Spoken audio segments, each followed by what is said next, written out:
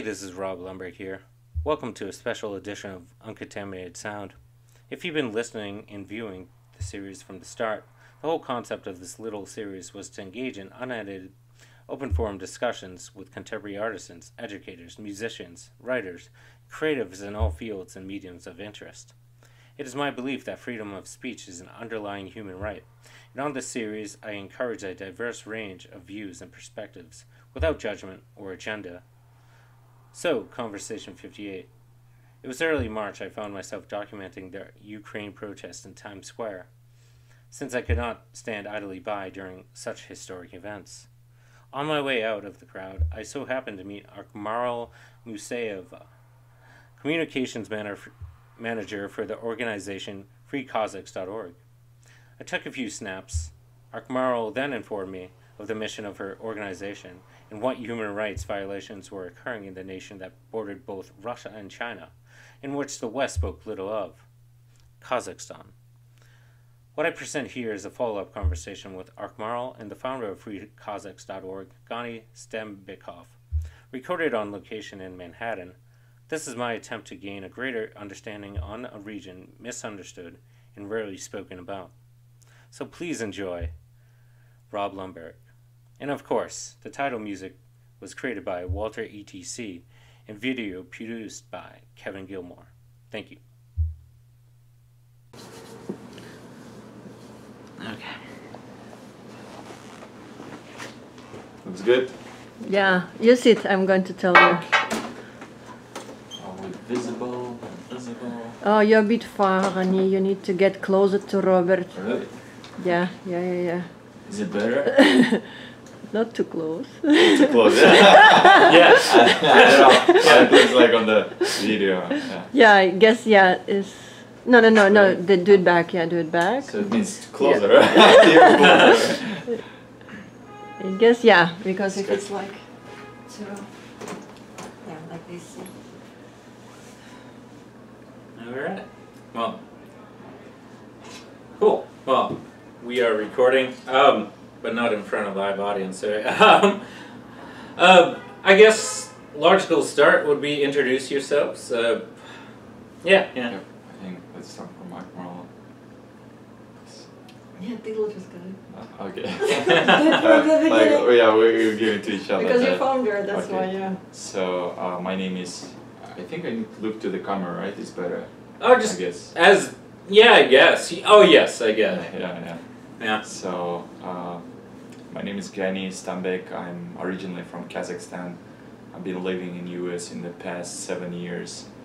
And my first time when I started doing activism, I think it was back in Kazakhstan when I studied at my university. And during that period we had a problem when Nazarbayev, he tried to change the name of Kazakh ethnicity of citizenship to erase it as a Kazakhs, and he wanted to put new word Kazakhstani, so there shouldn't be any Kazakh ethnicity on a paper. Everyone would be Kazakhstani ethnicity. And that time in Almaty, I remember some young people, they rose up against of it because they wanted to keep their own ethnicity identity on a paper, on a passport, for example. They don't want to be Kazakhstani on a passport or on a ID. They didn't want to be Kazakhstan named. They wanted to be Kazakh. And then one day we had at our university, a deputy came from parliament in Kazakhstan, and he was talking about some other stuff. I don't even remember about what exactly.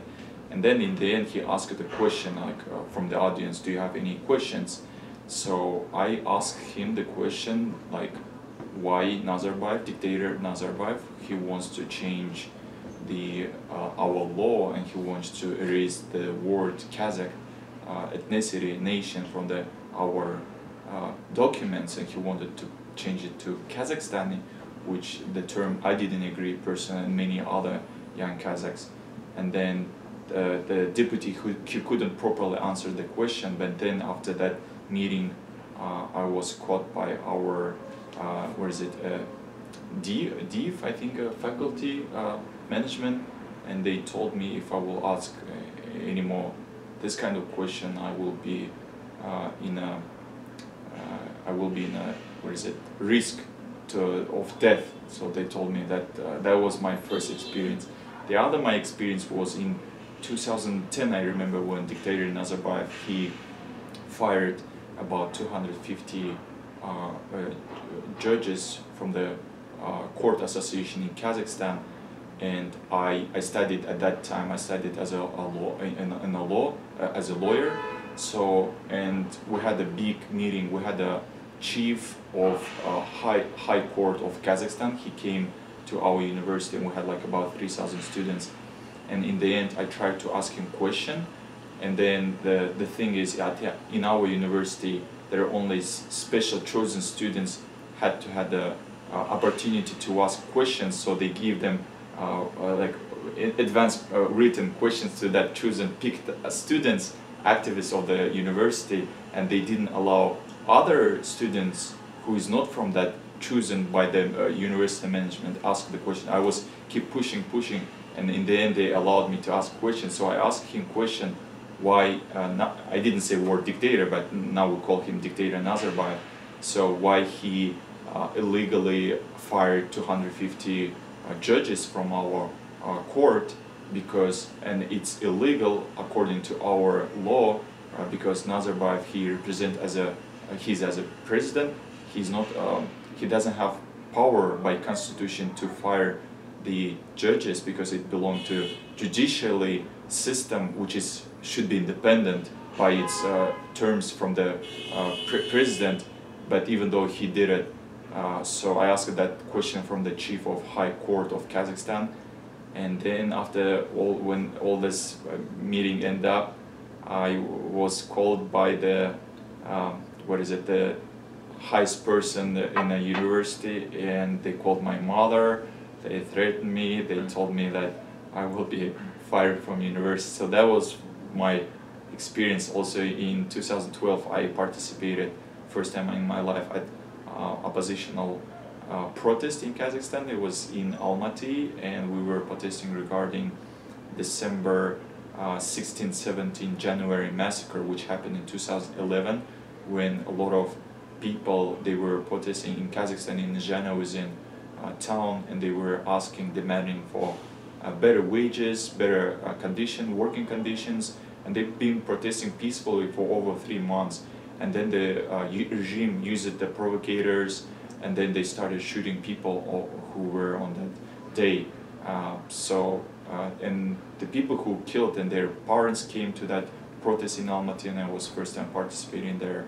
Then when I immigrated to US with an aim to study here and open some business, in 2016, my first experience being activist in the US, it was in 2016 when dictator Nazarbayev, he proposed to changes on our land law, which he tried to sell Kazakh land to Chinese, and people were super angry about it, because he's basically tried to sell Kazakh land, Kazakh state, to Chinese, allowing Chinese people, allowing Chinese businessmen, and the communist regime just buying Kazakh land and just occupy Kazakhstan. So in Kazakhstan, a lot of people went to protest, and we did the same thing here in New York in 2016, May 21st.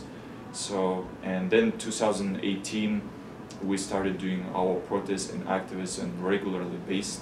And 2019, we created our chat, which we called Free Kazakhs.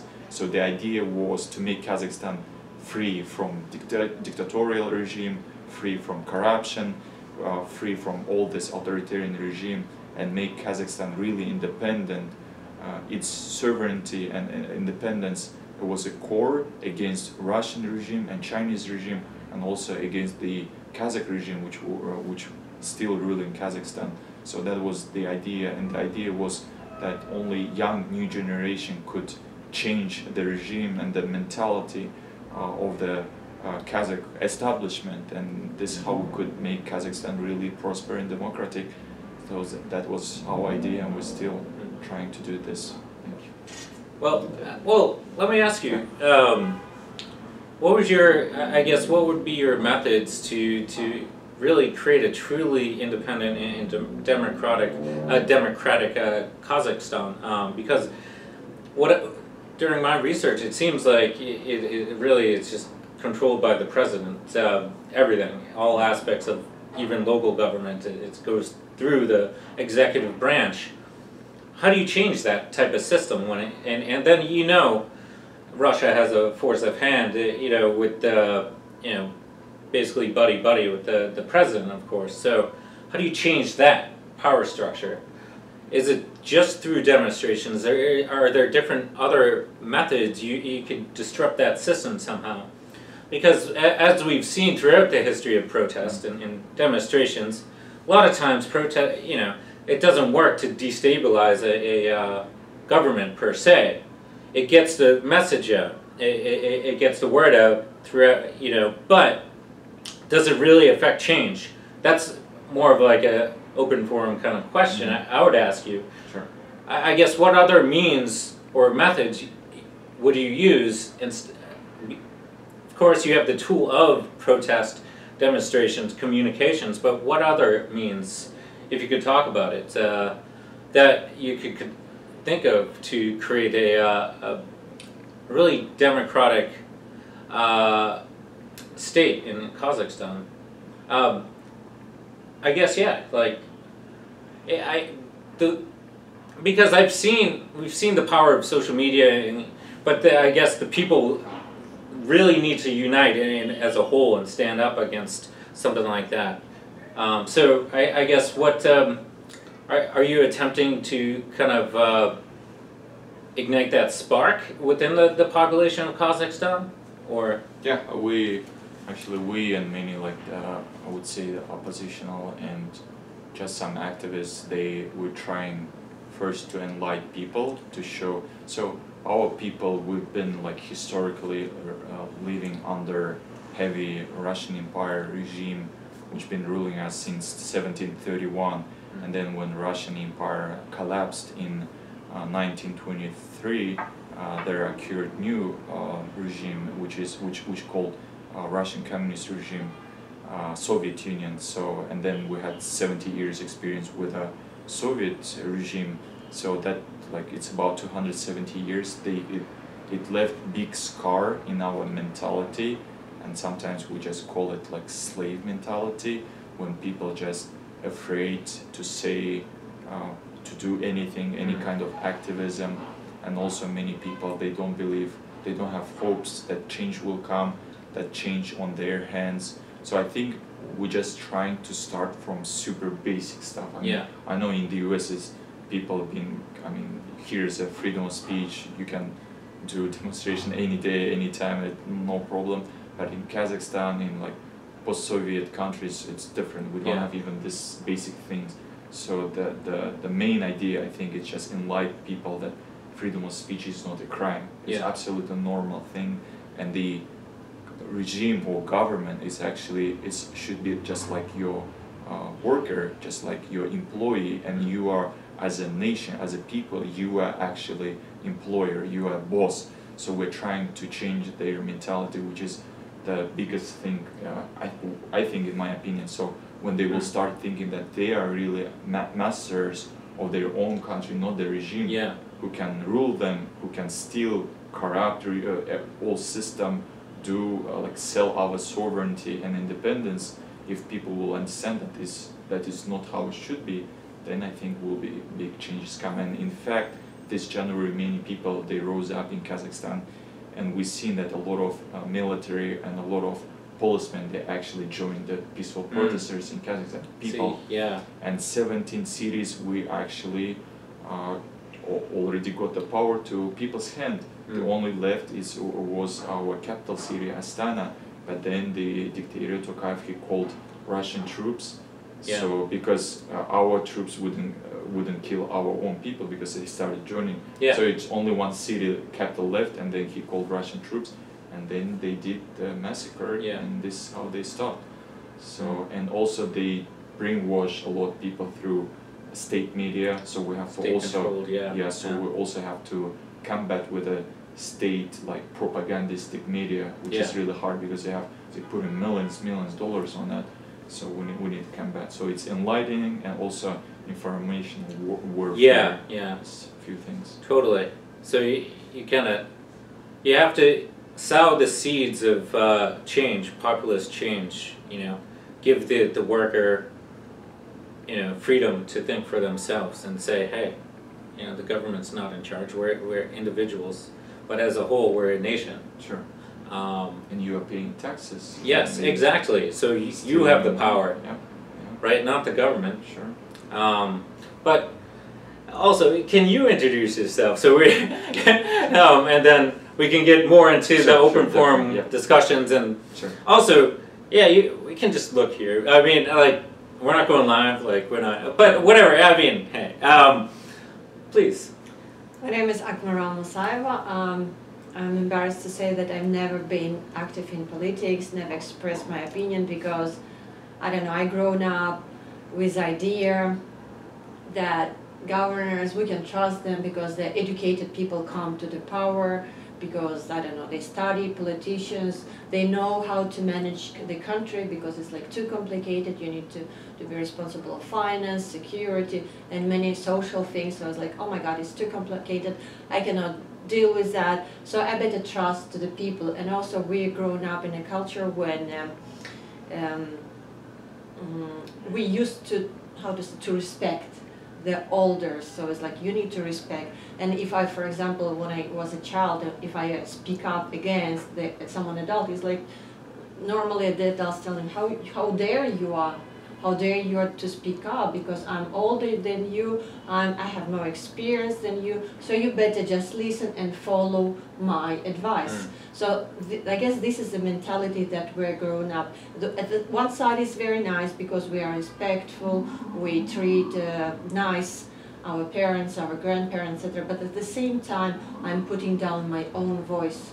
I don't see my own value, and actually I'm valuable myself because my parents, my grandparents, they have benefits from me too because I'm kid, I'm joyful, they're enjoying, because if we adults don't have kids in our lives, we're not enjoying our lives fully. So I didn't see my value as a child, and I was growing up like this, and now I'm grown up woman. And I cannot speak up for myself, I cannot speak up for my rights. And during these 30 years of dictatorship of Nazarbayev, I knew that he's stealing the country, I know he's corrupted, but I was thinking, what can I do? I cannot do nothing, he's not going to listen to me. And then I said, I'm going to do my stuff, right? I'm going to do my business, I'm going to earn my money. And that's why I came to US, and I'm trying to do money and send and support my family back there. But when this January they cut off internet, for me it was like, I don't know, like that's it, and I was so pissed off. Come on, I was like 30 years, I'm suffering basically outside of in the foreign country, trying to survive when I have my own country there. I have resources there. I can live nice life next to my mom, you know, I haven't seen my mom for 3 years. And for me it was like horrible, and now I started to realize that it's actually because of him, because of like certain group of people, his family, they are having all the benefits, they are buying 30 million properties that even you cannot afford yourself, right? Living here in US all your life. But they are doing, and they're taking all their loans from a lot of countries, but they are not returning that loans. That loans going to be returned from my pocket of other people, right? So it's like, it's not fair. And when they cut off internet, and I literally didn't know what's going on there. I didn't know what's happening there, you know? So I was like, that's it. That's it, I cannot afford this anymore, and then I cannot tell tomorrow to my child when he's going to tell, mother, what you did to stop this, what can I going to tell? So it's like, yeah, I need to speak up. So that's why I started to look in the social media, and then I saw the advertisement of Rani, he's telling we are organizing protests. So I went to the consulate of Kazakhstan here in New York, and I saw a bunch of people there, and I was so happy that they're organizing this rally in a professional way. They have like speakers, they read a petition, they're registered, they organize all of this crowd, we speak up. So I was like really inspired by this. It's like, oh yes, I can join them. And since that, I'm like literally active. Wow. Yeah. Wow. Question, I guess for both of you, or if you know, has word gotten back to Kazakhstan about your movement here, your protest here as well, currently? Yeah. What is the question? Has your mission? Yeah. Has your message and your protest trickled over to Kazakhstan, and do people notice over there your efforts over here? Yeah, they do. They do notice because, for example, let's say one of our rallies video, I believe, when we checked like in few weeks, I think it's the live video got about 100,000 views. Yeah. And the other one, I think, was close to, like, recorded video, close to 200,000 people, even though our population is pretty small in Kazakhstan. It's about 20 million, so it's, I would say, about 10%, or not 10%, maybe less, but still a lot of people actually seen in terms of the online social media presence. And we read a lot of comments. People are supporting, people are really inspired. But in the other hand, so there was like actually funny things what happened when they started shooting people at the beginning of this January, when they called the Russian army. Then people were on the social media very angry that the regime did like this. It's like, you know, somebody, let's say your friend who you believe took a knife and put on your, stab you by your back, so you believe to your own government, which is regime, and they called the Russians to kill you, your own people. Yeah. And then they shuttered off the internet, and then we didn't have, I think, about 2 weeks internet in Kazakhstan. Yeah. They just, whole country is no internet, because they didn't want, if people will record it, go live, will show how they're shooting, killing people. Yeah, they didn't of want course, this. yeah. And then they just played state media, and people in 2 weeks, their mind really changed. They started believing to our regime that they really helped to like eradicate the terrorists, which they called 20,000. It was really, and they started praising Putin that he came with a peaceful mission. So their mind really changed. Well, we've seen the power of rhetoric, or you know, here too, of course, with Trump era. But as I understand it in my studies of in just intelligence work, that you know, it's been planned for 40 years. You know, like I said off camera, that you know, I believe it's been Russia's MO to destabilize the U.S. democracy since the beginning of Cold War. You know, and they have long-term plans. They're the chess masters, of course. So they're always thinking 20 steps ahead. So you have to think. You know, if you destabilize a population, you can't have a unified front, and that's what they want. Here, as you've seen in the last couple of years in the States, we've had the big divide between Trumpists and the left wing, and the big divides everywhere in the States too. But we've bent but not broken so far. My question is, how did you get your messages across when the internet was shut down? Was there any way to communicate with Kazakhstan and people in Kazakhstan without the internet? Because I know in like Myanmar and Burma, people were smuggling like video out. And, you know, obviously it was high cost, high risk venture, but journalists and activists were smuggling videos out of the border through very high risk means. But was there any way of keeping communications even without the internet, or were you totally blocked for 2 weeks? Have you had any communication with Kazakhstan? I guess in the beginning I didn't put attention, because it's like normally I see that message is delivered, or then sometimes my mother doesn't have internet or she is busy. So in the beginning I was like, it's okay, maybe busy. But then I started to get more and more worried, and then I started to ask in the group what's going on, and they tell there is like protests going on. And then I guess I called, they said you can use one application, it's called YOLO, I believe. So I managed to call and I said, how is everything? And they said, we are okay, we are at home. and then I came down. But still, it's like I was very nervous because normally my message goes on WhatsApp immediately, and I see it's like it's delivered. Yeah. So yeah. Well, I guess the overarching question is to any viewers here in the States, and to in general in the States, like why should U.S. citizens care what's going on in Kazakhstan? Because actually the Western media, the mainstream media, had very little about it now. Everything's about, of course, Ukraine, but I haven't seen in the headlines anything about Kazakhstan myself, personally. So I guess, I guess why should the U.S. citizens and the West care what's going on with Kazakhstan now? Because the media, the Western media, like I said, it's kind of really just focused on Ukraine, but, you know, there's obviously larger game at play here. So I guess whoever wants to go first on that question.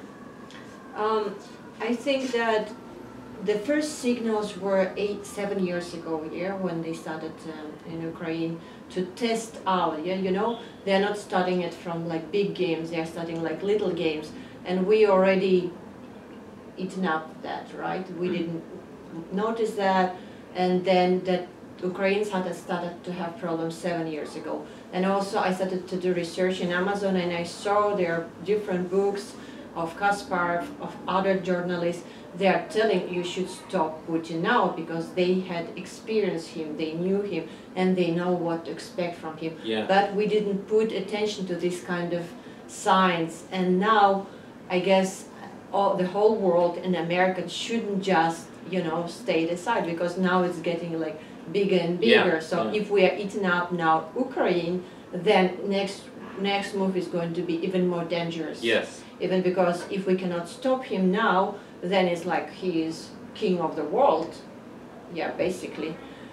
And Kazakhstan has a direct threat because he already shot people, peaceful people in January. It's already happened. Because of him, we are very close to end up these 30 years of dictatorship. And because Putin came and he killed peaceful protesters, then we couldn't do this.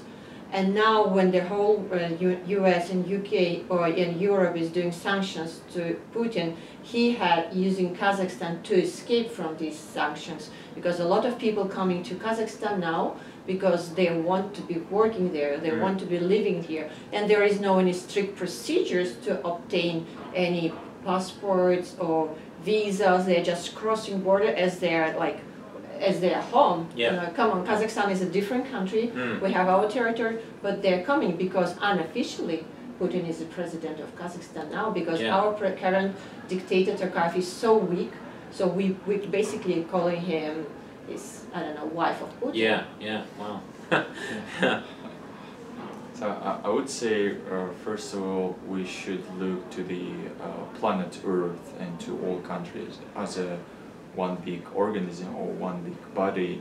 So whatever will happen, let's say, with human body, if let's say if you have some injuries on your leg or on your hand, that you as a human being, you're trying to heal that place, because it's affecting whole others of the body. So that is, I see it as a planet Earth. We are just one big organism, one big body, and we need care about each other, because it's affecting all of us, each other. It can be not maybe today, maybe tomorrow, maybe after tomorrow, but it will affect in any tragedy in any countries will like echo in many other countries as well. And also I see here as we other human beings on 21st century, it's enlightened centuries, developed informational century. We have to understand that humanism and humanistic values, it's all common values, and we need, as a human being, we need to understand each other's pain, each other's problems, and we need to really support each other despite any political views. Just like humans, we need to care each other and be honest and be fair with each other, no matter which your ethnicity or religion or country. It doesn't matter, in my opinion. We need just support and understand and help each other. And in the other hand, I think it should be very important to the US, because US actually was founded by the people or group of people, founders, who had idea to create a just country, just nation, based on human rights, based on democratic values.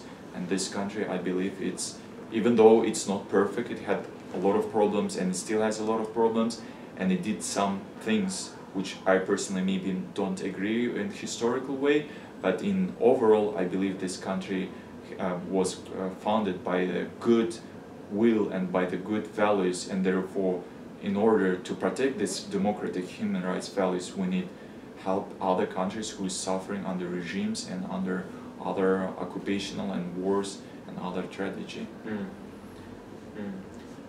And I agree with that. I myself too, like as a human being, we should, you know, not sit idly by when other people are being taken over by this kind of madman, I guess, you know, this power-hungry ruler. But, you know, how do you get people to care? Because as we see in this late capitalistic age we're living in, everybody's just into their own thing or just earning money and so just focused on their own little lives. Like here in the States, you know, owning a property, work, career, investments, and just all commercial items that really in the end don't mean anything. I've kind of lost hope in humanity a bit, just in general, not due to the crisis in Ukraine and that region, but just in general, and I've just seen the patterns of people just not caring. Most people are just like tossing trash on the ground, just like, do you realize what state of the environment we're in too? We didn't even mention the climate crisis yet, you know? So imagine what a global world war would do to, I mean, look at the state we're in now regarding the environment too. So I'm just curious too, like, maybe it's just my observations, like how do you make a totally different nation care about another nation? You know, it's hard. Because it's so distant, you know, and people are so bombarded with news and they turn it off and they just try to decompress, particularly after the pandemic as well. So I'm just curious, like, how do you get that mass caring, or do you? Or it doesn't have to be just hyper community-based, just small groups initially, and then it spurns from there? Because initially, it seems like if you want to, not preach, but communicate a message about other people, people generally initially put up a wall, you know? So there's a barrier, like, I've heard too much, I don't want, you know, I'm focused on my life, trying to raise my kids, you know, working 3 jobs here in the States, you know? And so I guess my question is, yeah, like, how do you reach people where you're just struggling to survive here to care about somebody over there, I guess, too. And globally, too. But because everybody, you know, unless you're ultra wealthy already, you know, a lot of, you know, here in the States, everybody has to work crazy hours just to survive. Particularly in New York, too. Just to pay rent, you have to work like crazy 3 jobs, or, you know. So I'm just kind of curious because I think everybody's so distracted by work, right? In the day-to-day grind, they don't have time to think about the larger scale issues. Unless that's what they do for a profession, and are activists, writers, journalists, etc. But most of the majority of this population in the States, at least, are caught up into that work family grind or trying to support themselves, and maybe they'll see some headlines, but that's controlled by like New York Times, the bigger media channels. So I don't know, like just a kind of open-ended question, just like how do you reach the masses and make them care? I mean, you know, people, I've seen like more people kind of stand strong on the Ukraine front because of imagery, but then, you know, there's arguments too. People didn't stand as strong with Syrians, you know, and actually Russia is still in Syria, so that's different. That's still going on, by the way. I guess what needs to happen to really have this united front and say this needs to stop now, comparatively to sanctions and just passive actions by Biden and the UN, I guess. Or is that just long-winded? I don't know. But how do you break down that, like, I'm just living my life, I'm not going to pay attention to what's going on in a distant land, to, oh, I want to support any way I can, like $1, you know? Or to a working parent, I guess, is my question. How do you break that? Because that's kind of like the mentality I've seen here. Yeah. I would say, first of all, that the mentality which you described, I don't think it's only exists in capitalistic society or in the US, etc. I would say, in my personal opinion, actually in the US, you have much more opportunities, and people here actually much more involved in activism and politics compare like post-Soviet Union countries who are still living in a dictatorship, or choose North Korea, like, or is a communist country, or Chinese communist country. You can't do any protest at all. Like, you go to protest, you done. You would be killed. They will kill you. So in the US, it's different story. All democratic countries. Here life is not easy. Yeah, you have to pay a lot of bills. It's not easy, especially if you're an immigrant. Your life will be very difficult. But even though you do still have basic rights, and you know, in Kazakhstan we have a proverb which says big starts from small. So we know maybe like in activism not that many people, but little by little I think things will start changing, and activists start like influence other people, you know, to awake them. That takes a lot of years, a lot of energy. It's like, for example, if I would give you like my personal experience, I remember I used to use straws every time, but then one day I saw on Instagram picture of a straw which was like inside of the nose of turtle, and it somehow died, and I saw that picture and it's really affected me, and since that time I never use straws, and wherever when I go somebody give me straws, I either use it, or I ask if it's recyclable, then I can use it. So, you know, to awake every single person, it takes so much time. It takes like enlightenment, work, education, etc. But I believe I have hope on a human society. So in Kazakhstan, in Kazakhstan we have a proverb that every nation renews after 50 years. So which means, so let's say maybe our generation, maybe we are not that very careful with other people, with other nation, but maybe our children, they will be even more active, because if you, let's say, if you're activist, definitely you will influence your circle of friends. And then if you have children, you also will be telling them, you know, you have to be careful with the society, will care about people, be just, etc. I think that's how the big changes will come. Yeah, it's kind of generational. It's generational. It's a lot of work.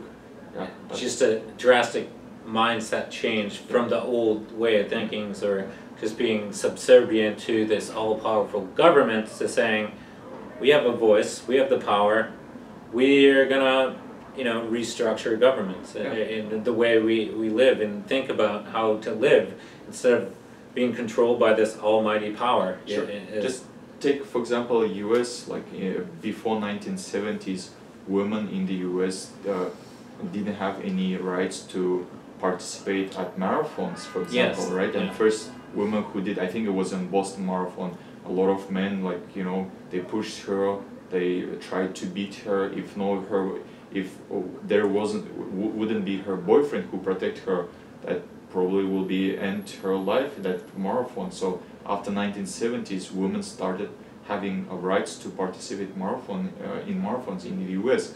Or let's say before like 1960s, when like African Americans, they didn't have rights to like on an election, to participate in election. They didn't have rights to be with like white people on the same bus. So it already took like what is it, 60 years, and we see its tremendous changes coming. It's not fast. It's not like every single person changes, but I believe like it takes a lot of time, energy, effort, activism, but little by little it will change. Have you? Oh, and you've seen that recently too in January, correct?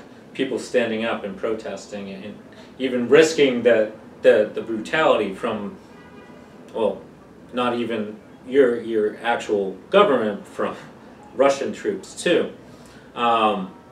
And we're seeing that in Russia too, the protests in Russia, you know, the citizens knowing they'll easily be imprisoned For 15 for years. even, just to speak out against, we don't want war, we never wanted war. It was Putin's war, it's not our agenda. I'm kind of curious, what would it, like, I feel like it would take the army, the Russian army, just to say, hey, this is bogus, we shouldn't do this. Put down arms. Then he couldn't do anything, right? If the army turned on Putin, I think that's the way, one version where things could end is when the military turns on the leader, as we've seen throughout history. But my question, another question I kind of had for both of you is like, how do you see this playing out, I guess, ending? There's a lot of speculation on this ending. Do you see peace coming, or I just don't, my opinion, I don't see Putin stepping down for negotiations whatsoever. But I'm curious on your end, what do you see, like the outcome of like Ukraine and in the region too, but, or do you see any resolve soon, or what do you think the best solution would be to end this quickly? Which I don't see myself. I don't see any way how, unless you kind of take Putin out somehow. But I'm kind of curious on both ends. How do you see things ending?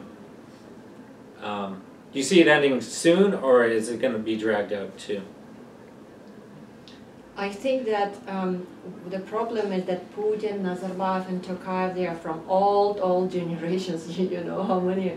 They are 70s, 70 years. So it's basically like very old mentality. Yeah. And they get used to live like this. And we are blessed. For example, my generation, Anya's generation, that we went outside of the country, went to the U.S., we went to Europe, and we saw, our eyes open, and we see how people live. What kind of life, their quality of life, that actually government do care about people and provide them opportunities. Maybe not everything not ideal, but at least people feel like people. Yeah. And in my country, people don't feel like people, you know, and it's very sad. And unfortunately, that type of politics from that generation, that they're not going to change. So that's why we are hoping for new generation, because we are not accepting corruption. So for example, other people is like, oh, it's okay, let's do a bit like this. And we're like, no, let's do it correctly, because this is the right way to do it. And so basically, Putin, he was very lucky. He was like having this game. He's experienced in politics 30 years. He is basically feeling himself like boss with Biden, with Trump, with everyone. So he used to believe in his luck. But now he's doing so stupid things, and people even next to him, they understand that this is stupid things. And I guess it's going to be one point that they're telling, no, we cannot afford just because of one person to put in danger our family. Because imagine when it's going to be nuclear attack, that means that death for everyone, right? And then he's going to be that people who is going to execute that order, let's say, he's going to put in danger him, his family, his loved ones, and he's not going to, no, I'm not going to put my family down. And all of these oligarchs who are losing their assets, they're losing their lifestyle, they don't want it, they want to live nice, and then now realizing that because of Putin they are losing it, they are getting more and more angry and having more desire to end with him. So this is what sanctions aim to, and we hope this, because we need to end up, and sooner or later people are, the conscience of people are going to raise, their patience is going to end, and they are going to end it sooner or later. How soon? I don't know. Yeah, that's true. That's the unknown. How long will it take? you know. So I would also add that you asked the question about the outcome of this war. I believe this war looks like it's going to be longer than many people thought at the beginning. So I just trying to get the history of Russian Empire. When they participated our First World War, they thought things will be very easy, Russian army is big, etc. But actually it was very weak, it had a lot of corruption, and the military wasn't prepared, and people were very living in very poor condition. What war was like for 4 years, and even though if Russian Empire was on a winning side of the war, it still technically lost the war. And when the Russian regime lost the war, technically then Russian emperor, he was kicked out from his place, and then he and his whole family were killed by the new ideology, by the communists, by people, etc. So here probably will be an outcome that war in Ukraine will be severe, it will be longer, a lot of death from both sides. Russia actually will lose a lot. Here either Putin will be thrown away by his people around him, most likely, because they knew that the things is going to be even worse, first of all, and they will be also responsible, and they don't want to, I think, be responsible, so for them it's easier somehow maybe to get Putin himself, to throw him under the bus. And then other thing could be that people will rise up just like in after First World War in 1920s, and people will just go very severe with the protests, and the Putin's regime will collapse. I think like probably this most possible outcomes. The third outcome, what can be, Putin will force Zelensky to accept that Crimea and these two states like DNR, LNR, they like officially belong to Russia, and maybe he will say Putin, and then I will start the war. At least Putin will try to save his face, and he also know that he can conquer fully the Ukraine. So maybe this could be also a third outcome, in my opinion. One of the third options. Now, do you think, do you think in the near future you see a free and independent Kazakhstan? Like we said before, take drastic generational change to change the way governmental structures are rearranged. But do you think that change will come swiftly, or just a bit slower pace?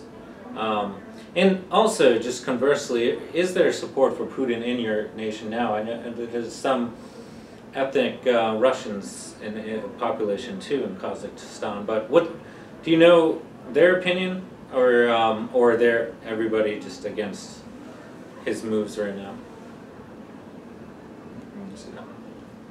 I guess truly, if we ask the honest opinion of every person who lives in the country, I'm sure that 90% is going to be a target. Because why people went to the protest? Because they are very poor. The average salary may be less than 200 per month.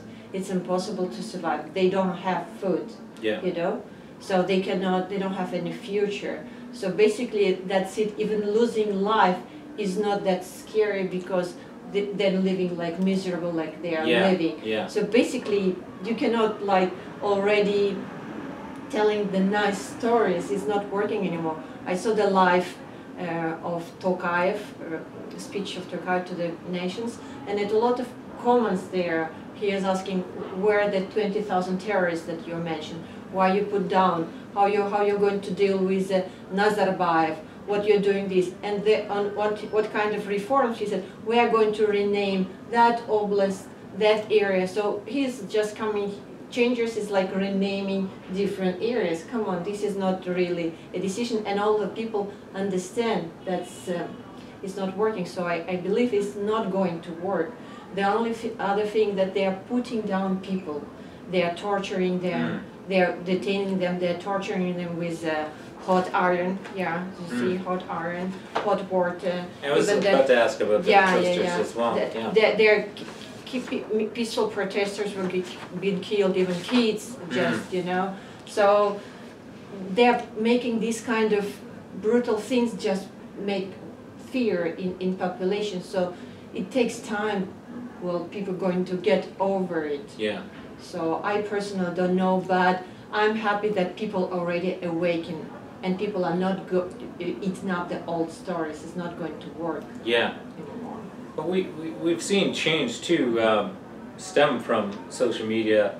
You know, with the Arab Spring started in 2013, some instances they kind of reverted back, but you've seen a wanton will of the people to stand up against these dictatorial or authoritarian governments too, because it's like we're in the contemporary age. We all have rights for free speech, to live the way we want, or attempt to better our lives through work, through education, through community, not to be ruled by these dictators like with the old train of thought. And I think I guess in my opinion on that, I think what this is like a death rattle of authoritarianism, like the last rattle, because they're, like you said, generations changing. Putin's 70, and what is Kim? I don't even know. In North Korea, I haven't seen any real news about him. But so, I hope we'll see change too come throughout China, Russia, Kazakhstan, everywhere, but who can tell, I don't know, yeah, it's I guess, sorry, I guess, well.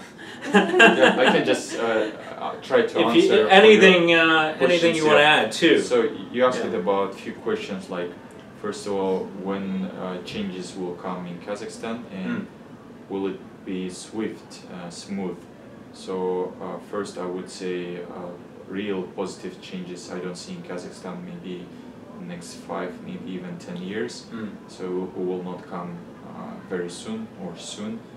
And also, in my opinion, the even new government, if will come after the regime's government, they probably also will be very corrupt, and they will be also working to their own interests, or they will not be that effective, in my opinion. So it probably will take few more governments, and a lot of people need to involve a lot, like a lot of maybe kind of, I don't know, revolutions raising up, and then probably it will take. Like if, let's say, if you will take a French, so French in 1793, they had a great French Revolution when they kicked out their king, and then they cut his head, and then the person who came to the power, his name is Maximilien Robespierre, he himself became a dictator, even though he was like kind of a pro-democratic or pro-people person, and then he himself became dictator, and then people killed him too. So then we know that French, they had first republic, second republic, third, fourth. I think they had 4 or 5 governments changed, and there they had Napoleon first and not Napoleon third, also were emperors. And if you take our neighborhood country, Kyrgyzstan, which is smaller, they also had, I believe they had like 3 or 5 revolutions. They 3, 4, 5 times they changed their governments. And every time the governments wasn't that good, and they were corrupt, and they were bad. So that is the reason I see in Kazakhstan, like, I don't see real changes maybe in the next 10 years, and probably the changes will go through big pain, a lot of losses, a lot of tragedy will happen in Kazakhstan, I see it. And there is only maybe 1% out of 100 that we have chance to make things better. So I see that 1%, and that gives me hopes to do activism. Because if you have 1%, it's worth to fight for. Yeah. You're very pessimistic. 10 years is too much.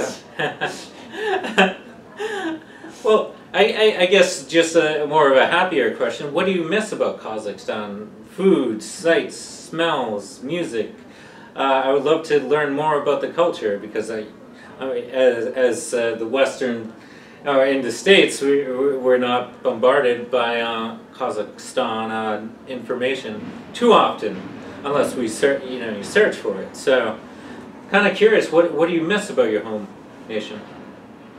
Most of us, I miss freedom, to be honest, because I want to go back to Kazakhstan and I want to do what I used to do, to visit my family, my friends, and also I missed the hope, because we used to have a hope in the country that we are going to have money. We used to live when the oil has a good price. Yeah. We used to live nice lives, and that's why we didn't protest too much about Nazarbayev, because he was like stealing money, but we were living good too, right? Yeah. But then things started to get worse and worse, and peaceful people, we never really protest too much because we try to be like, I don't know, kind of moderate. Yeah, right? like like live peacefully, because we have 100 nations and we all live peacefully. Yeah. Sometimes, yeah, we do protest. We had several big protests because when it's like getting, when we're about to lose our identity, but generally we are peaceful and we are having, so I miss that life. I miss that life, and obviously food is nice, and also we are very hospitable. So Kazakhs are very hospitable. We are trying to, I don't know, to meet someone, to accommodate, give food, and actually we are going to have Nowruz, which is Kazakh New Year, which is going to be in New Jersey, 26th of March. Oh, wow. You're invited. Oh, thank you. Everyone is invited. Cool, yeah. So there we are going to give all the variety of food. We already prepared. We ordered the Kazakh house. Ooh, yeah, we ordered from Kazakhstan. So we wanted to deliver and show how Kazakhstan, and also now we want to, join different Kazakhs, because we are all busy, life is not easy here to survive, and we want to have this special time so we can gather and also use that time to raise the awareness, political awareness, because we are aware about skincare, because we don't use this kind of shampoo, it cannot produce cancer. We are about the food, because sugar is not nice for the health, but now it's time to be to raise awareness about politics, because while we are sleeping regarding politics, they are doing what they are doing, and actually America as well, because the dollar used to have golden power, right? And now it's not covered. So, and then I don't know what's going on in politics, so that's why it's now is like kind of necessity for every person to understand what's really is going on, why I choose you as a politics to represent my interests, not your interests, my interests. What are you doing there? What are you doing in the world? Because why you're not stopping Putin? Or everybody knows this is a crime. Even child knows it. Why you're not stopping him? Why we are all adults, we cannot stop it? What's going on with us? That's a good question. I don't think we can answer that tonight, but I ask myself that constantly, like, what is going on with us, or humanity in general, and but kind of curious on your end. What do you miss of it? I just was thinking what my colleague said about 10 years. She said it's so pessimistic. In my opinion, 10 years is actually very optimistic, in my personal opinion, because let's say if you will look back to the history, let's take Bible about the, what is it, Moshe, what is it, how it calls in English, so Moses, when he took people from the cruel Pharaoh, and he was with his people like for 40 years, he were like a refugee in deserts, and the people were asking like, is it time to fight back? He said no, he was just waiting when new generation will be born, and then when they will grow up, so with the new generation who doesn't have the slave mind, he could fight back with the Pharaoh's army, because the previous generation, they every time see them as a weak, they cannot fight with them. And they don't have moral to fight them. So he waited, he lived in desert when the next generation will grow up and get stronger. So, and let's say if you take Iran, they've been like in religious dictatorship. Like I think it's over 20 years. Take North Korea, they've been like, I don't know, since 1955 when the Korean War ended, they're still in heavy dictatorship. So it's like, it's already 70 years and nothing has changed. So in my opinion, 10 years is actually very optimistic. And as I said, I see only 1% of chance that things can be turned in a good way in Kazakhstan. So that is the reason that 1% gives me hope to fight for and do activism. If there is 100% no chance, then probably I wouldn't do activism. The other thing, what you asked, what I missed in Kazakhstan, I would say I missed a special plant. It calls Zhusan. So it has very unique, I would say it's a little bit rough smells. And as I know, Zhusan is only in Kazakhstan. Also, I heard it's also in Canada. You can find some there, like similar, familiar plant. So in Kazakhstan, when I was a kid, I used to watch a movie, historical movie. It calls Beybar Sultan, and they're in 13th century when Mongols invaded Kazakhstan. At that time it was just the Kipchak area, and there were tribe called Kipchaks. So and they took a little guy. So they invaded that village. They killed everyone, adults, and they took to the slavery, and they took the child to the slavery. And that child, Turkic, he's a Kipchak. When he grew up, he was raised as a slave in army in a Egyptian caliphate, and then one day he just became a person who made big move, and he took power in the Egyptian caliphate, even though he was raised as a slave in the army. But because his bravery, he got bigger and bigger in terms of hierarchy, military hierarchy, and one day he got the power of whole Egyptian caliphate. And he actually a very prominent person who saved Muslim world from crusades, and he took back Aleppo city from crusades back to the Muslim world.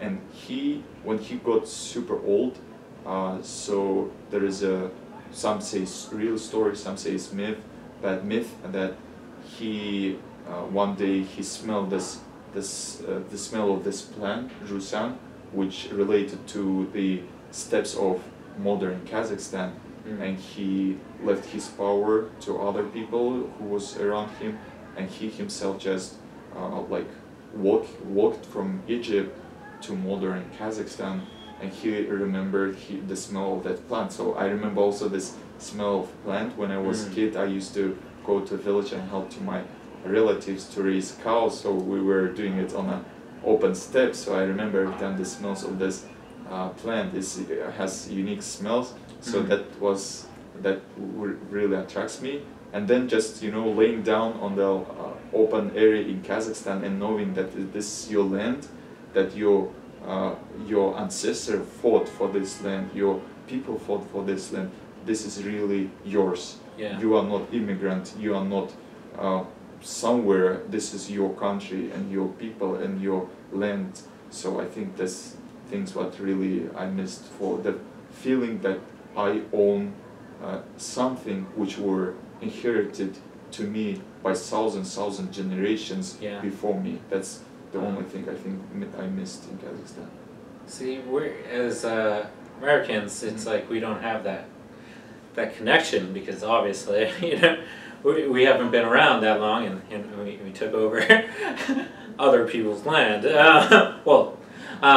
Actually, the Brits, but and the Dutch too. But this was. New York used to be New Amsterdam. Yeah, New Amsterdam. And it used to be a beautiful island. And now, if you've seen the before and after images of what was it, 15 or 1600, it was just beautiful forest and tribes, and now you have this. But so it goes, in the ever-growing human species of just overpopulating the world, right? Yep.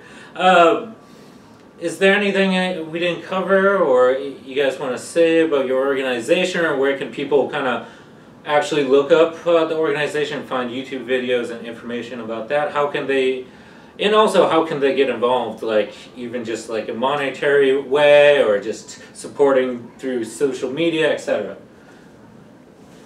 Yeah, we have a fund, so if you really want to support people, because a lot of people are detained and they're obviously providing families, so the man is detained, he's in the prison, his family, his wife and kids left without support. So we are helping these kind of families, and also their medical, they don't have any medical treatment. There are some people were with the bullets inside of their bodies for several days. Yeah. So it's like they are not protected at all, not socially, not emotionally, no any way. So there are people like really losing hope, and some of them even suicide, because it's not human treatment. You know, they are losing all their self-respect. And we are just, you know, we are a small organization. We are trying to raise the funds. It's not much, like maybe raise $10,000, but all of this we are trying to send to this family. So whatever you can support us, we are sending that, and to that families we are providing reports in that Facebook page. And also we are inviting you to participate in our rallies as well. Yeah, so people see us, because not many people know about Kazakhstan, not many journalists are writing about Kazakhstan. So if you help us to spread the word about Kazakhstan, that it's, I mean, Americans are blessed to live the life they are living now. Yeah. But someone did fight for this democracy. Yeah. Right? Someone did this work. So this kind of work we are doing now for our people who are suffering there, for our future generations. So if you can help us with that, we'd appreciate it. We appreciate you. Yeah. Actually, you are giving your time and doing it for us. Thank you. All right. Thank you. And anything else there? You can find us on freekazakhs.org website, on our social media, Free Kazakhs, on Instagram, Twitter, Facebook. Yeah, that will be helpful. If you can be as a volunteer helping us to do different things with a post, with social media, translating, making some video, sharing, etc. Also, as my colleague said about donation is also will be very helpful to our civic society, civic movement in Kazakhstan. Thank you so much. Thank you, guys. We did a wonderful job. That's good. I hope it still has battery. Imagine if it's turned off. Yeah. And we're like, after 5 minutes as we started, and like, we keep talking for the